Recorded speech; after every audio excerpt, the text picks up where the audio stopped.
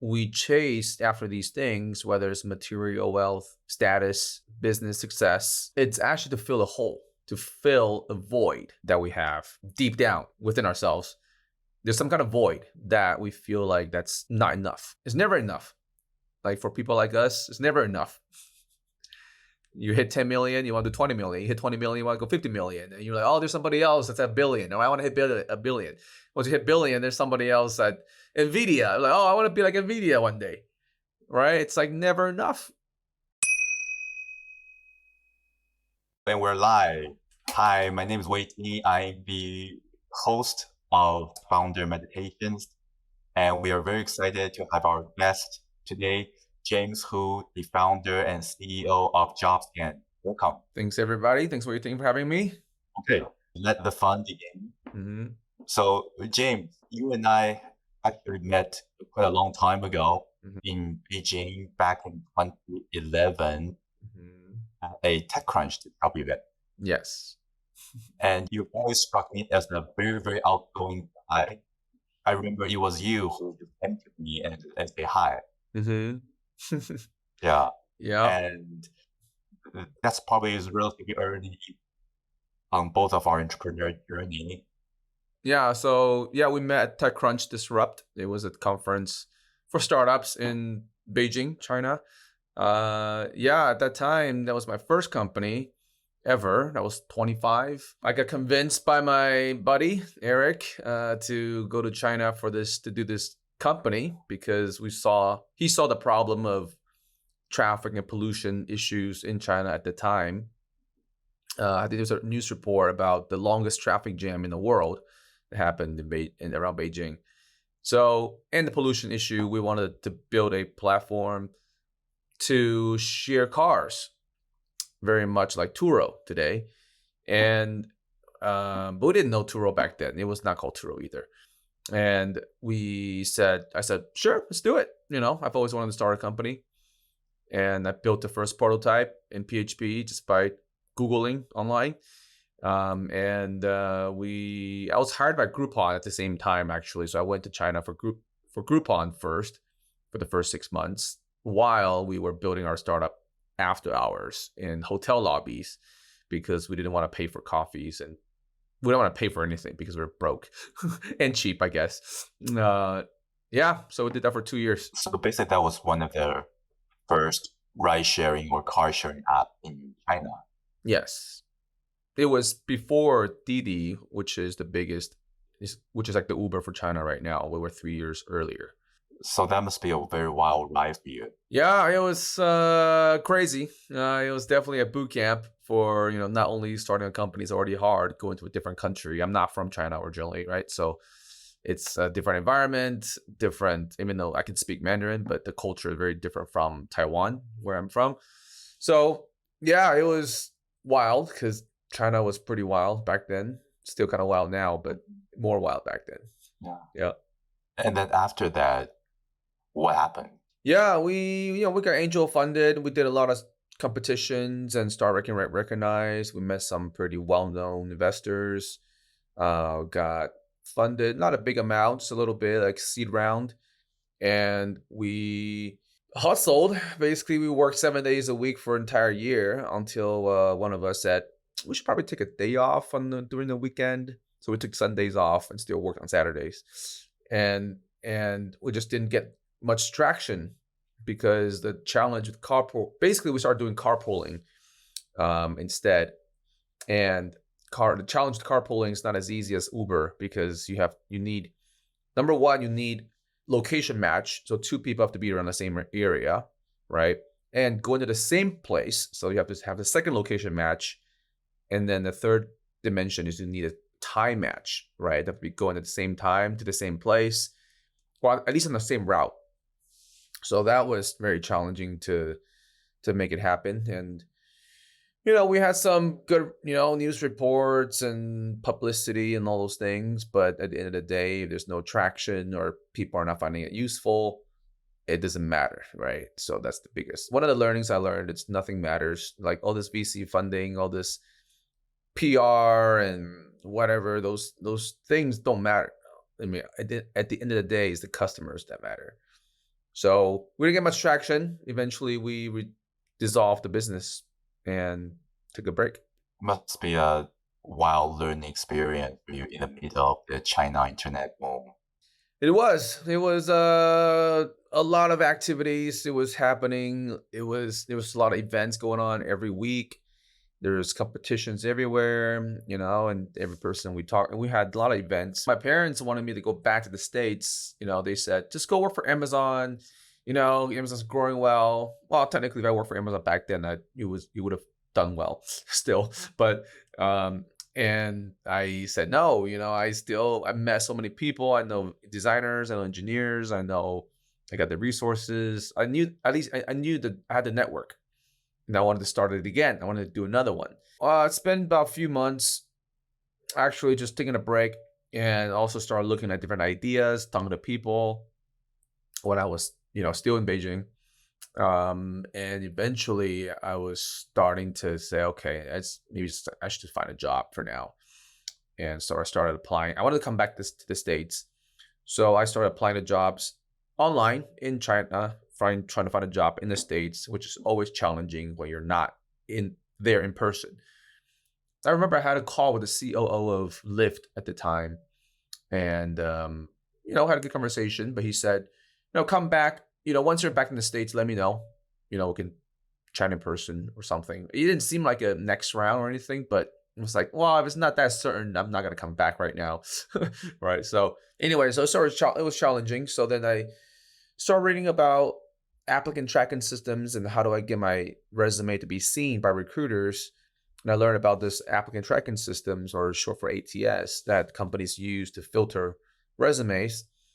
And I said, okay, so I need to start figuring out keywords on my resume in order to get found, right? Because recruiters, they search for keywords, just very much like how you Google for information. And so I started optimizing my resume by hand. And then I thought, why isn't there a tool that can help me optimize my resume against the job description at the same time and tell me the keywords I'm missing? And so that's how I started building the idea, building the product. But another reason why I started building it's because I was looking for a job. I was never that super technical, and I wanted to show that I could code. I don't have a computer science degree or any engineering degrees. I have a business degree in finance and information systems. So I was like, all right, I'm going to build something to show I could code, and hopefully this could turn into a business one day. And it did. So it was actually a project for me to get a job, uh, but it worked out.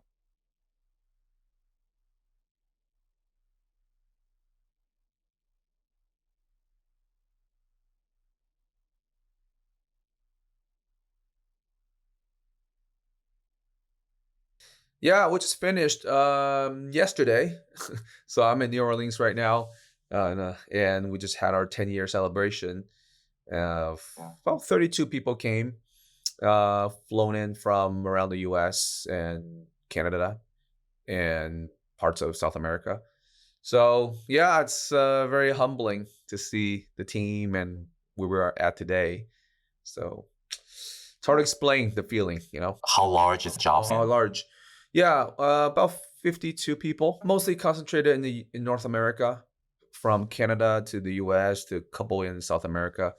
And we have a team in the Philippines also for support, testing, and product management, and one person in Taiwan also. As a fellow founder, James, you always struck me as someone who is a very original thinker. And I was mostly impressed by your 1 year hiatus, like a few years back, that you took to be happier or to stress off your business. Can you please share this amazing story with other founders as well? Yeah, the 1 year sabbatical I took to leave my company, which was scary. But yeah, I think that was 2019. So on the seventh year into the business, for some reason that year, well, about a year prior, I started feeling demotivated. And it was very strange because the business is doing well. It's not like anything's bothering me per se at work, right? And I just started to not feeling like excited to go to work anymore as much. It was kind of a drag in the mornings, and something was off. I think I didn't know what was going on. I thought maybe I was in Seattle. Maybe I was tired of living in Seattle. I grew up there, by the way, and it was rainy and dim all the time. Maybe I was like, okay, maybe it's a Seattle thing. I need to just get out of here for a bit. Change of scenery. And so we were all in office at the time. So the first idea was, okay, maybe I'll go remote. Everybody else can be in the office still. But I thought that's not a good idea, and that's not a good sign, show of leadership to be remote, traveling around, and have the team still be in the office. So then I met a friend, who's been a successful founder as well. And he was moving between back and forth between Seattle and San Francisco to consider moving up. So then eventually I asked him, hey, would you be interested in running my company for just a year and just hold down the fort while I take a break? And he agreed. And we had a transition period where he was in office, I was in office, and he took over. And so, of course, it was scary at first because I wanted the team to make sure they liked him as well. They liked working with him and would follow his lead. So they did. So then I said, okay, so I think we're ready. And so I took off. But every day I would still check Slack. I still knew what's going on. I would still do the interviews. I would still be there to make the key decisions, but I wouldn't be working 8 hours a day or anything, right? I would work or more. Maybe I'll work for 30 minutes a day, something like that, right? Just to be helping out with key decisions. A lot of unblocking people, a lot of access that I thought I gave all the access, and I realized there's people still asking for things, and so there's actually a lot of small details that needed my involvement the entire time, really. But it was very minimal. So yeah, it went well. I mean, it was fine. Company was didn't collapse. It was still around, and I was still kind of in touch with what was going on. I wasn't completely unplugged, and yeah, so I took a break for a year, and then came back after. That was incredible. So were you really successful in achieving the original purpose of getting your passion back and be less burnt out? Yeah, yeah. Well, I wasn't burnt out per se. Not sure. Maybe it was, but I've been at the startup game since 25 years old and until like 36. All right, 35. Well, about 10 years, right? 10 or so years. So, it's the grind, right? Kind of need a break every once in a while. So I think that was also a reason.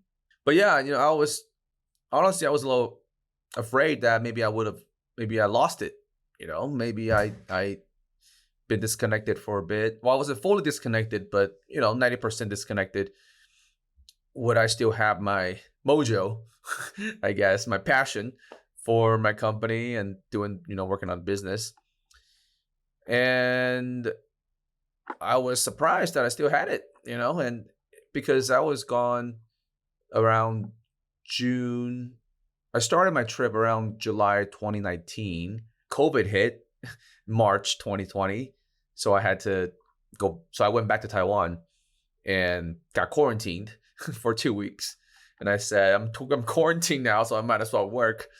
Right. And so I got back into it, and I realized, wow, I could get back into it super fast still.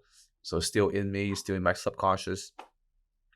And yeah, no, I still had it, and I became much more motivated. I was like ready to go. I was reset, so I think that was a good decision. If there are other founders who are thinking about doing something similar, do you have any words of advice for them?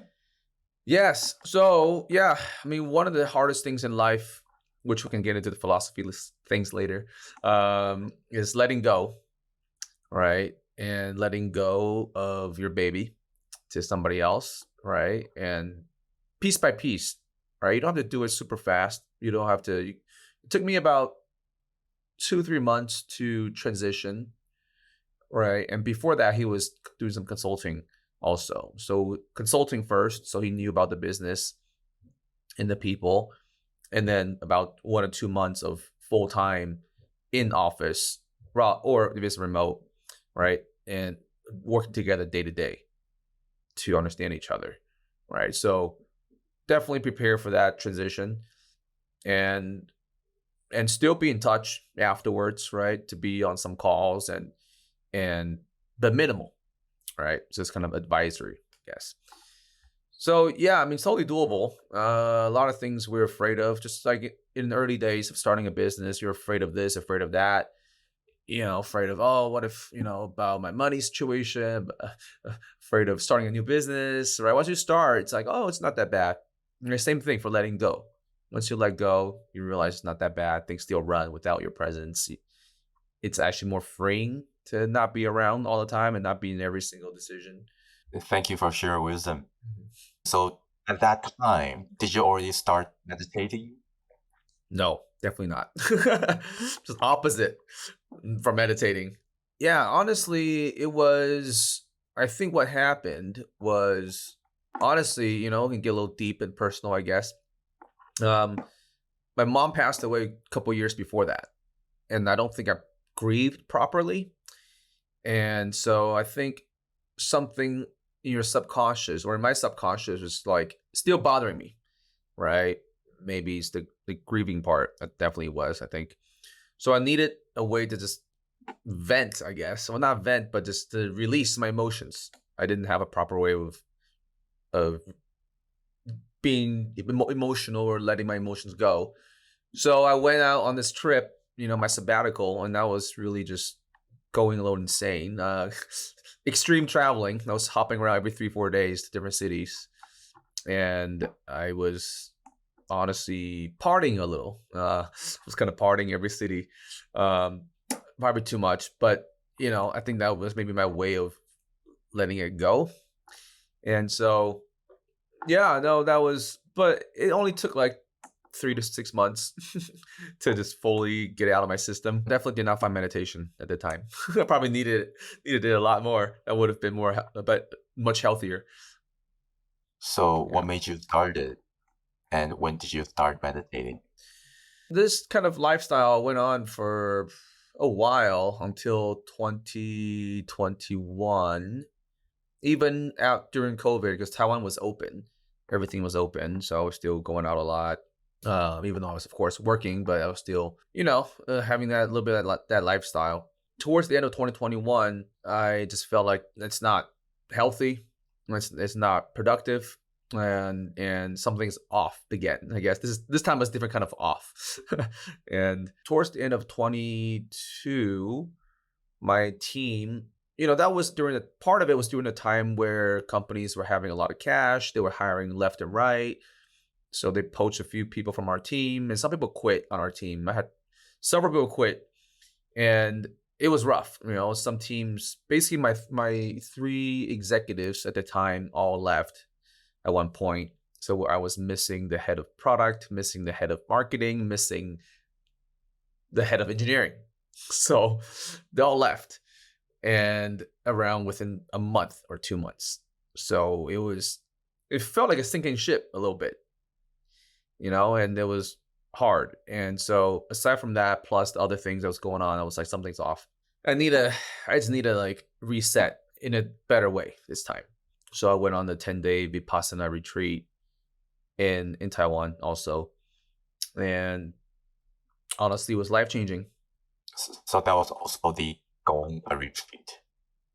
Yes. Can you share a bit more about how your experience was like?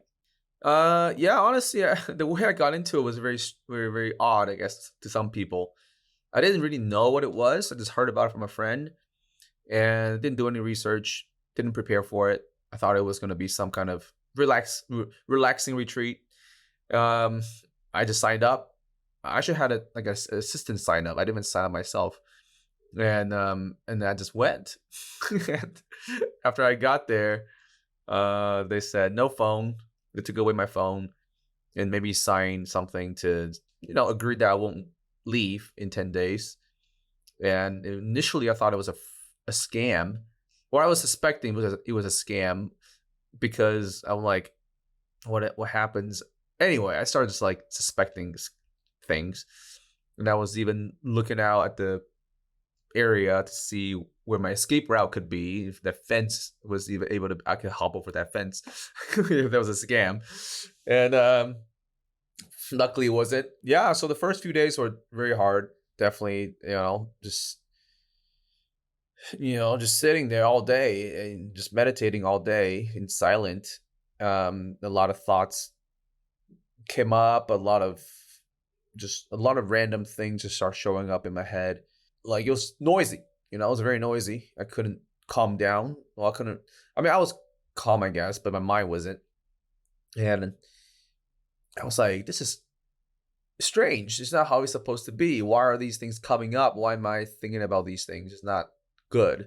All right. So I was kind of doubting myself the first few days, but I stuck with it. And it was kind of painful too, because my foot would get numb. My knee would get numb within 10 minutes. And I had to move around. I couldn't sit still. And my, I had some back pain a little bit too. It was like my back didn't feel good. Yeah, the first few days was like the roughest. But I stuck with it, trying to push myself and not move as much, even though I was in pain.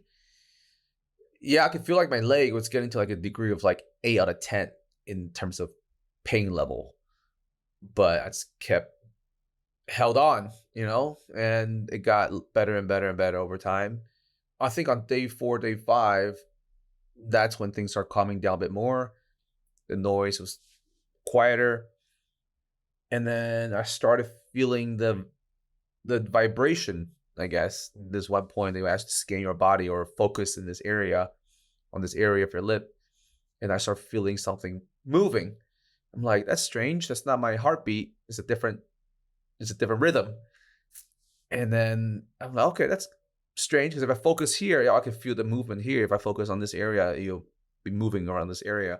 And then they asked me to say, okay, now move your attention to the top of your head, to your crown. And that's when I started feeling something was moving. It was a little numb, but then it was like moving in a circular motion. And that was my critical tipping point where it's like, holy crap, this thing is real. There's something there that I don't know. Maybe it's the qi, in the Chinese culture, we have the qi gong, the qi concept. And I'm like, holy crap, this must be the qi. And I was hooked from that point on. I'm like, there's something that I don't know about that I can develop. And I'm now very, very interested in this. This is incredible. So just to be clear, going in, you wasn't a heavy meditator and you just started meditating for 10 hours a day for 10 straight days. Yeah, Was that what happened? I guess I'm a little extreme sometimes. Yeah, I didn't meditate at all before. Maybe I tried like 2, 3 times for like 5, 10 minutes and fell asleep. So definitely not. Wow, Yeah. that's incredible. So basically, during the middle of the retreat, you started to experience incredible sensations in your body. Did you also experience anything else? Or did you learn any other insights? Yeah, I did. I mean, what since then, or since I felt that sensation, I start doing the body scans, and I could start feeling my body vibrating in different part of my body. Some areas were stuck, some areas you couldn't feel, right? Then you still focus on it. And then I was doing this, and you start just doing this every day, as they suggested. And at one point, I think at night, after I took a shower, I could feel, I'm like, all right, I've been doing different body scans at different areas of my body. What if I just imagine my entire body vibrating? And I did, and I felt the entire body was like, bzzz, and it was much more sensational. I don't know, it sounds a little strange, but but it felt kind of good. And then I heard some kind of grasshopper. I don't know, something was chirping outside of my room. I could feel it was aligning. It was syncing with nature. It was syncing with the sound from some kind of insect, and I could feel this, the sound. Yeah, that was. also fascinating. Um, so to me, those are like the fun things, about meditation, a portion of it, right? And but most importantly, it's just the calm, I guess, and the ability that I could overcome my pains.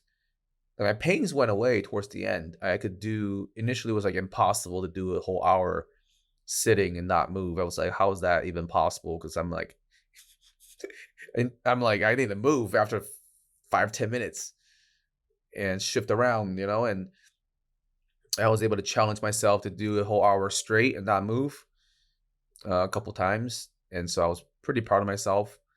And even at one point, my back pain, it was like really not bad, but it was really not comfortable. And I stuck with it. And I'm like, screw it. I'm just going to like keep at it. And then eventually the pain went away. And so that was also amazing to know that you can overcome your own pain. So those were just two small things. There were other things that I found. I mean, I got super healthy, I was kind of, I guess, chubby before then. And we ate vegan all day for 10 days straight. I think I lost about 11, 12 pounds in those days. And I was slimmer, so felt much healthier also. Oh, that's incredible. Mhm. I also went to my first 10-day Vipassana retreat around the same time Yeah. as well. Mhm. And it's similar to your experience. One thing that was life changing for me was the teaching of equanimity, Mhm. where most people are too much into their aversion and their cravings. The example that I share about the pain in the legs, uh, similar to you, I feel like my legs were going to fall off. But what was interesting was that for the first time, I realized if you lean into the sensation of pain, Mhm. that sensation is actually neutral. But trying to avoid the pain, the aversion itself is actually what's making that unbearable. Mhm. And I realized that if I can let it go and try to relax and even lean into the sensation of pain, it's just one of many kinds of sensation. It's actually quite neutral. So I was very surprised that I was able to handle the pain that was previously excruciating for me. So that was actually quite memorable for me. Yeah, yeah. I don't know if I really ever got to that place where I accepted the pain or saw it as just another sensation. I know that was the teaching. Um, but yeah, but I could see like this is the power, like meditation is so, and this kind of mindset is very powerful because you can actually overcome your own pain, which is insane, right? If you can overcome pain, or even not overcome, it's not overcome, right? It's a different view of it. Then you can be superhuman almost. You can do a lot more than you thought you could because you mostly as human beings we avoid pain, whether it's physical or emotional. Right? Imagine you can do more and not get affected as much physically, emotionally. You can be stronger physically. You can be stronger emotionally. And so I saw that and I was like, wow, this is like super powerful in so many ways. Yeah, that sounds like a great superpower for founders to have as well. Yeah, yeah, I guess we like pains already, but having the skill, you can tolerate even more or Wow. be able to, live with it, right? So after the retreat, what happened? Yeah, lots changed. It was a gradual change. Some things changed faster, but then it was also a gradual change over a year. It's been a year now. It's been about a year and 3 months since Vipassana. So now, oh, where do I even start? A lot of things. I'll just list them out. Number one, my diet changed. I don't eat dairy anymore. I eat less sweet, less oil, less oily things, less salt, less meat, a lot less meat, get full faster now. So I try not to get too full. I try to get 70% full. I'm done with the meal usually. And very cautious, much more cautious about what I eat now. So I try to eat everything organic. And my because the reason is because my senses have become like magnified now. I'm more sensitive. So these things are just too much now. Before, let's say you just eat like a regular whatever pancake, and you're like, that's fine, it's normal, you know. But now if I eat that pancake, it's like it's too. I feel heavy afterwards, or that maple syrup is too sweet for me now, you know. And so it's not bad, right? Because some people be like, oh, well, you're enjoying less pleasure, but to me, I'm like, I'm getting the same amount of pleasure with much less of the content of the ingredient. So I'm getting the same dopamine, but just but half the whatever ingredients. I'm actually much healthier, right? Without losing the pleasure. So that changed. So I've kept my weight. You know, I'm still, you know, much uh, I guess fit. I guess in some ways thinner than before. I've not gained the weight back at all. I just don't even want to eat some of these things anymore. It's not even about controlling myself to not eat these things. It's like I have no desire now for some of these things. So that's even better than controlling yourself, right? Because it's hard to control sometimes. And then the second thing I would say, yeah, with the sensation, much more sensitive to just even like sounds. I can hear better. I feel like so a lot of places are too loud now. So I'm like no interest in much less interest like bars and clubs. Like these places are too loud for me. Now I prefer quiet. Somewhere quieter. It's nice. And number three, it's people, I guess, socially. I used to be, you know, I was an extrovert, I like to go out all the time and meet people all the time and still like meeting people, but I feel like I like prefer alone time more now. Maybe becoming an introvert slightly, moving towards that scale, that end of the spectrum. Not the end, but I'm moving towards that area of being an introvert slightly. Uh, yeah, and I guess we are going to go into this about how it affects the business. I think I'm much more a bit more. I'm just more calm now. I don't. Before I think I was anxious. I didn't think I was anxious, but I think I was anxious. You know, something's not done. Something's not. You know, something that I get.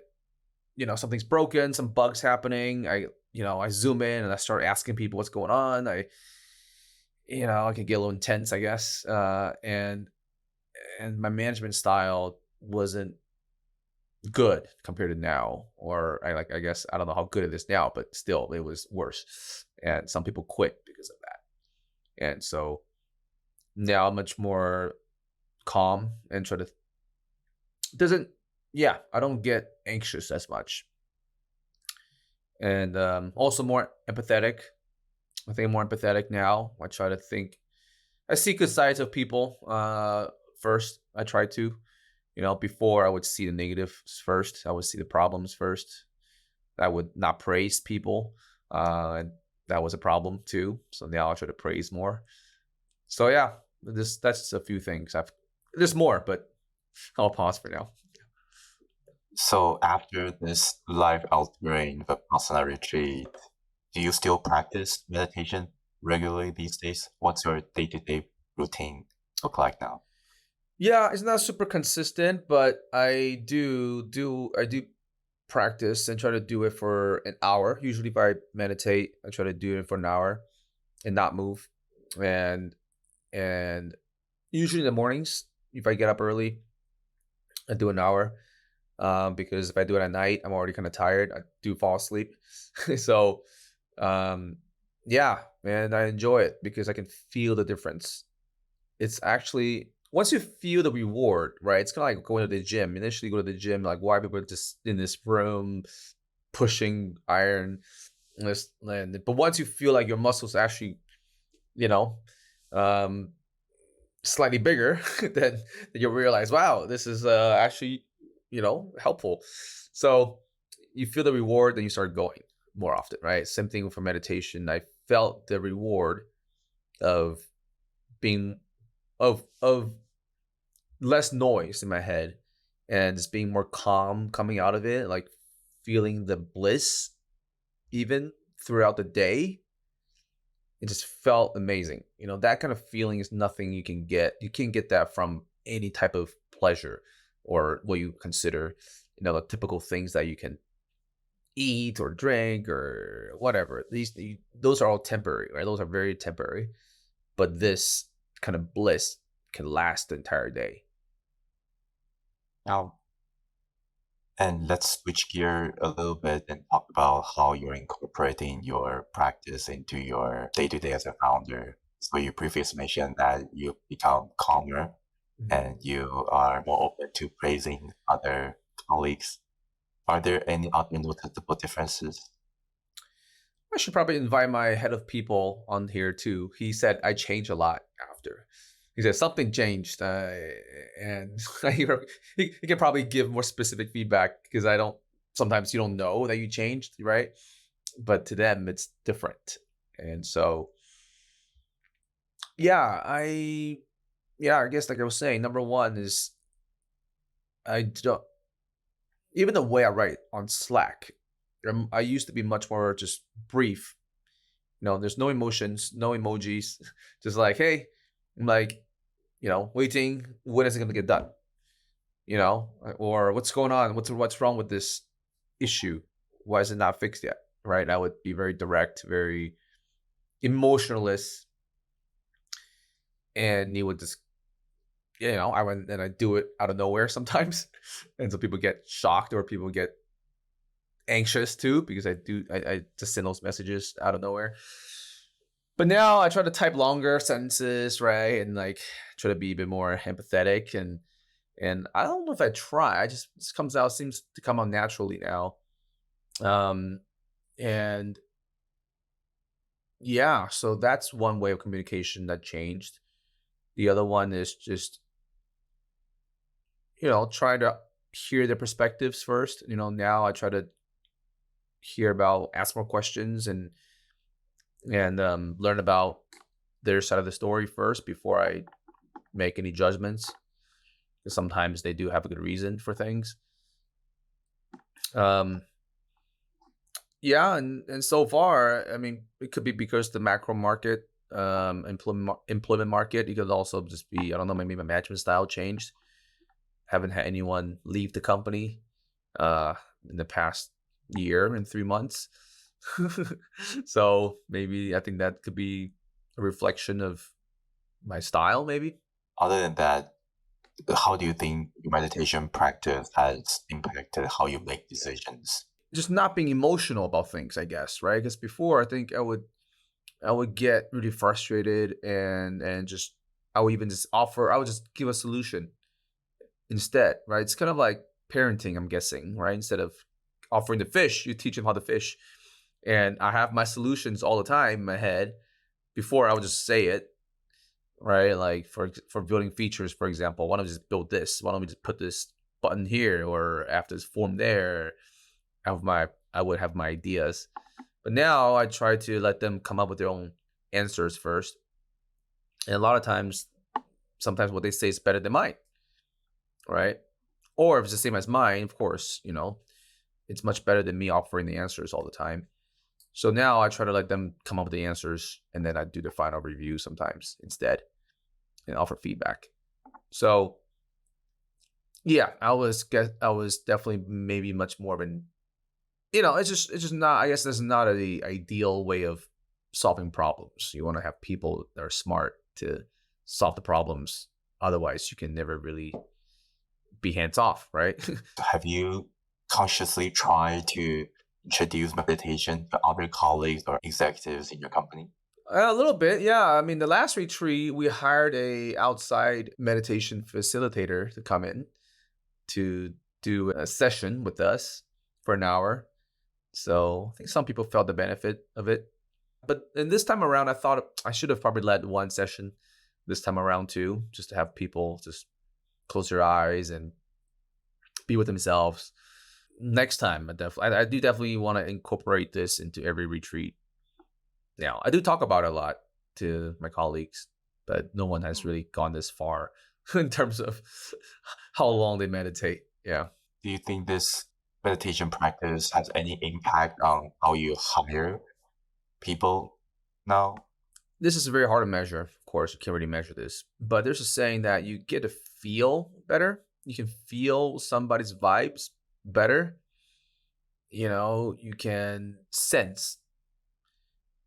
And I do think I, so I used to be, of course, I mean, being in tech and being always scientific and numbers driven is our mindsets, right? Much more about data and all these things, and less on intuition, right? But now I actually do trust my intuition more. 50-50 now, right? Before it was probably 80 data driven, 20% trusting yourself. But now I'm like, honestly, I think we made it to where we are today. Partially, it was just intuition, and you have to trust it, and it actually accounts for a lot. Even I know this is very common in tech where we don't, we don't want to be emotional about things. We need data to back things up. I think that's the case for if you're new in the industry, if you're relatively new to the space or new in your career. But if you've been in working for 15, 20 years, by this stage, like you've done somewhat successful in making the right calls, like our intuition is actually pretty good and trust it, you know. So that's how honestly sometimes I can just tell during the hiring process, interview process, even during Zoom, whether this person could be a good fit or not, based on this number of people I've hired before. I think some of the best founders in the world will also agree with you. Legends like Steve Jobs.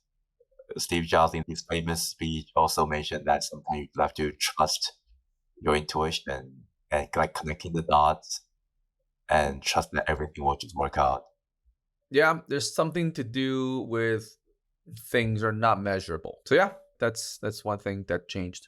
So for some of us, myself included, after the Vipassana retreat, would actually experience a period where personal motivation would decrease or you become less motivated in working on startups or in this material world.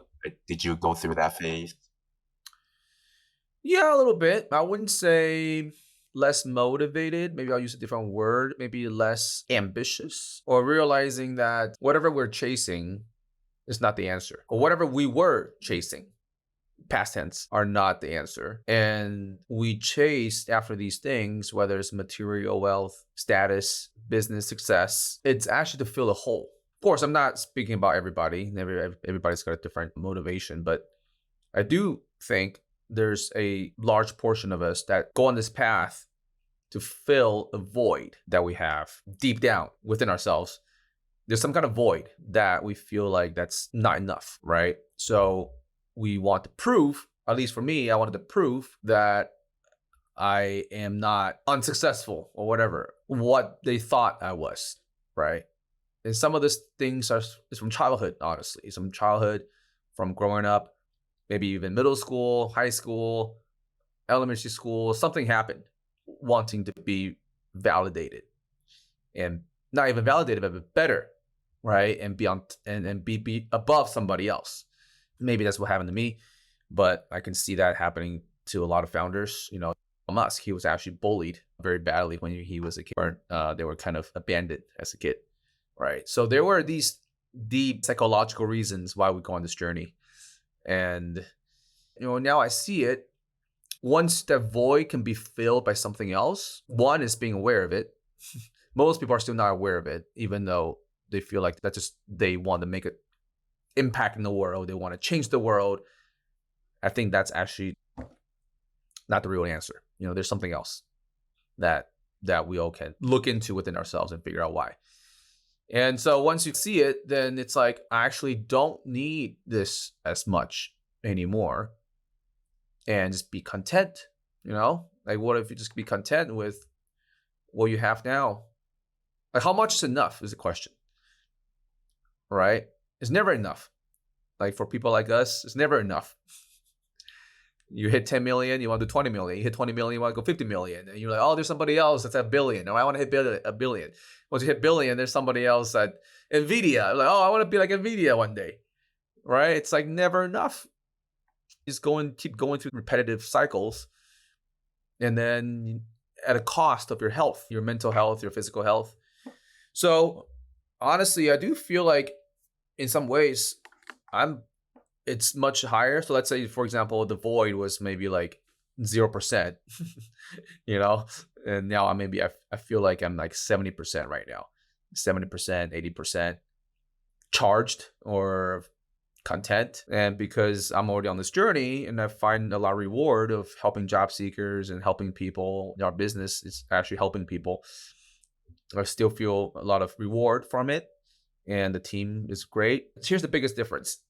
I think before I was operating from a fear mode, because when you feel like this void is there subconsciously, the motivation actually comes from fear. Fear of going back to where you were before, fear of not having enough, fear of being told or being perceived that you're a failure, right? So everything's coming out of fear. So the way you come across in managing people, in working, in like workaholic, like being a workaholic, it's from fear, honestly, in my opinion, and mostly not 100%. But now I feel like I converted that energy, or I'm trying to at least, into green energy. Let's say before it's like fossil fuel. Now I'm operating on renewable fuel, and coming out of a place of love and compassion and caring. That's a much healthier motivator, a much healthier fuel for building a business, for life, for people around you. And it's different. People can feel it. And you can still keep going. It's not like you can't keep going. It's just a different kind of fuel that you have now. Yeah, thank you for articulating it. This is amazing. 100% agree Mhm. with you. Of course, everybody claims that we want to change the world, we want to make a positive impact with this amazing Mhm. mission. But I think there are too many of us who are doing this to become billionaires, to stroke our own egos, to build up this amazing character. That's basically our ego. As you Mhm. mentioned, that a lot of times those come from this internal fear that we're not good enough. Mhm. As we continue this personal growth journey, the internal motivation would gradually change from fear based to become love based. Mhm. And instead of making myself become better, become wealthier, you try to help others and your mission become more genuine. And as a result, you will be happier and more rewarded doing things that you were previously doing. Yeah. Yeah. Exactly. And it feels good, honestly, too, for yourself. Feels great because you're not afraid all the time or fearful all the time. So you relax more. I think the ultimate indicator, or if not KPI, the ultimate KPI for yourself, for myself now, it's my health. Of course, money is important. It's good, but now I added another KPI, which is my health and how well do I feel. And one of it's not measurable, of course. If you measure all your health indexes, and that's easy. But honestly, on day to day, I kind of am more aware of how anxious I am, how fast is my heartbeat. I have on my Apple Watch, I made a shortcut on the home screen to check my heartbeat at a given time, right? And I spend time to relax every day. Like actually learning how to relax is a thing. Like a lot of us, I didn't know how to relax. I go on the beach. If I go on the beach on vacation, I sit there for 15 minutes and I'm like, I gotta do something. I gotta read. I gotta be productive. I gotta always be growing. I could not relax. And now, I do actually allocate time if I feel like I'm maybe anxious or whatever, and I just sit down and I lay down, close my eyes, and I listen to meditation music. That's the easy way. Or I meditate. right? Or breathe and just calm down, and and reset. I think it's about going neutral. To me, it's like resetting to neutral in terms of your mood constantly, because I think people like us, we tend to get anxious pretty fast. We tend to get, you know, you just can't just hustle or get to that stage, elevate, accelerate too fast. And so I'm constantly just trying to slow down now, and relax more often. What's the main motivation? Do you feel that you're as motivated Okay. as before? Before, maybe I wanted to go public or something, have the company go IPO. Now I don't think about that. I let it flow. Want to not let it go, let it flow, and just see where it takes us. Right? Don't have a terminal goal, and enjoy the journey. I think now it's more about the journey than the results than the final goal. And because goals are elusive, once you get it, you want something else. You want something else, right? So now I'm just enjoying the journey, and enjoy the day to day, enjoy the learnings, enjoying seeing people grow, seeing the company grow. It's that vibe, that environment that everybody's passionate, everybody's solving the big problem, everybody's innovating, right? Like that's how the team feels like. That happens all the time anyway, but the problems are also part of the journey. Do you have any recommendations to other founders who are interested into getting to the journey? Any resources, books, retreat, teachers, YouTube channels, anything that I recommend? Yeah, definitely do Vipassana. I would say that's the biggest recommendation I give to everybody. That's like a big reset. That's the biggest reset that I know of, from your diet to your mind to your body and just overall everything. And after 10 days, you'll come out differently in a better way.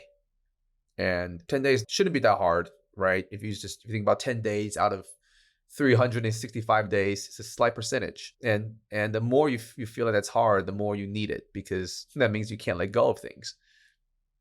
You still have these worries. So you gotta learn to stop worrying about things. And that's the biggest recommendation. The second one, I would say some meditation playlist on music on Spotify's decent. Just look up meditation music and just listen to that sometimes when I meditate too, if I wanted to relax more.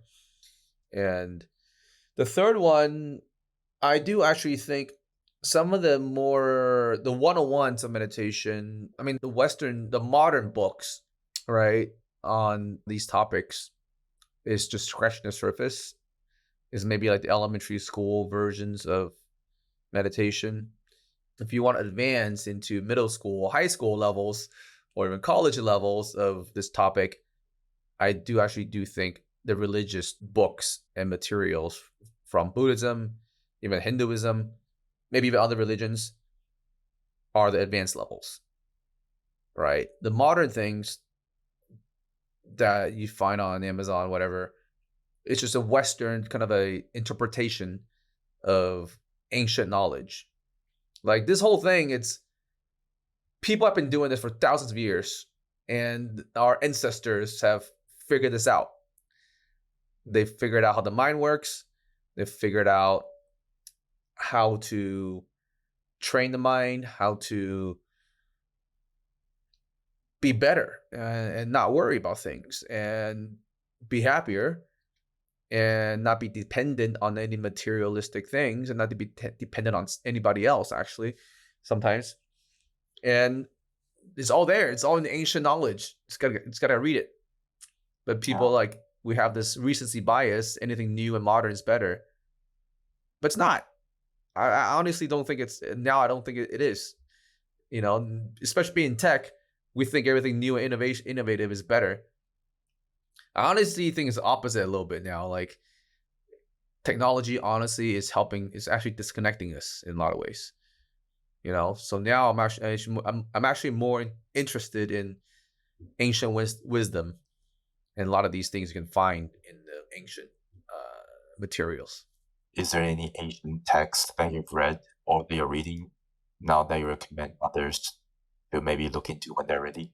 Oh, but I read some of these things in Chinese, so I don't have much to recommend in English. Actually, so I have read one basic book from like Shen Yan Fa Shi. Shen Yan is it's one of the Master Shen Yin. yeah, Master Shen Yan. Maybe you can include it in your notes, but he's got a like, kind of like a 101 to meditation, 101 to this topic, and it's very good because you have additional because now when I meditate more, I'm like, okay, I've felt these things, I've gotten the joy out of it, I've gotten the benefits out of it. What's next, right? What are the next stages of meditation? Are there more? And I read about this from a Buddhist perspective. There's actually like 11 levels of meditation, or I forget how many, but anyway, there's a lot of levels of meditation. At every stage, there's definition on what each stage could feel like and what you need to get into, how to empty your mind, how to let go of your body, let go of each. It's almost like a rocket ship. You start letting go one piece at a time, right? And I don't know. I find that much more interesting and much more insightful from these more ancient knowledge. Well, not even ancient, but yeah, it's just a different angle, I guess. And another one, well, I guess one book that's easy to read in English. It's by this monk called Teach Not Tran. Do you know about him? Yes, I think that's how the you pronounce master it. from Vietnam. Yeah, yeah. He passed away not too long ago. Teach Not Han. He's a Vietnamese monk. He lived in France and he passed away not too long ago. But he's got a couple books on silent and how to be silent and why that's beneficial for you and so on. So his books are pretty easy to read from in English. Okay, we'll include this in the show notes. Yeah. Okay. I think we're almost running out of time. So, but before we leave, how about let's do like a quick lightning round where I'm going to rapid fire Mhm. a few questions and you can just answer how you like. How's that sound? Sure. All right. Mhm. First of all, James, what's your level of fitness right now on a scale of 1 to 10 and why? I would say 8. Because again, if you can fuel yourself with happiness, that you don't need anything else external, you can boost your happiness pretty fast. Right? You got an internal source of energy, and overall pretty good. Is there a common misconception about meditation and spirituality that I need to clear up? Misconception. I think people might see this as more of a religious thing sometimes, but it's not. If you look at meditation, you get meditation throughout history. I mean, it's more in some religious texts, cross religion, and it's not even about Buddhism. And it's just a practice that people have done even in Rome, you know. So yeah, I think that could be a misconception, and I see it as a skill, you know, just skill to learn. And once you learn the skill, it's very powerful because you can do it anywhere at any time for free, for free, and that's also nice. The next one is a peer to compare question. What true thing do you believe in that few people would agree with you on? I remember this question from one of the. Yeah, I mean, one thing like I was saying, you know, for those of us who are in tech, sometimes technology is good for productivity and business, but not good for human connections. Not so good for humanity sometimes in terms of the human side of things. Of course, talk about money and productivity is great, but there's two angles to it. You know, we're all in business, we're always trying to make more money, but you know, think about the health and think about the connection with other people, right? Like now everybody's got a phone. You go to a restaurant, it's very easy to see two people having dinner together, but they're looking at their phones. Are we really being more connected now? One final question. I borrowed this from Tim Ferriss. So if there's a message that you can share with 1 billion beings, think of this like a virtual billboard that you can magically deliver in front of 1 billion people. What message would you like to share? Find peace. I mean, ultimately, we all want peace, right? We just ultimately we all just want things to be nice and calm and less up and downs. But then when we were young, we all want up and downs, fun. But ultimately, I mean, honestly, sometimes we do the stimulating things to feel calm, right? People smoke to feel calm because they feel anxious. And and if you can find that calm and find that peace within yourself and learn the skill of developing that, you can actually cut out a lot of the things that you're spending money on. And yeah, and it's a renewable source. It's a renewable energy. So that would be my biggest statement, I guess. Find peace. Hmm. Thank you, James. I think that's a great ending to our conversation. Thank you, Wei Ting. Thank you so much for dropping with me. Where can other people find you? Oh, well, I'm everywhere. I'm on LinkedIn. I'm on Instagram. Yeah, LinkedIn. If you search for Jobscan, James Jobscan, you'll see me. And that's a good place to start. Yeah.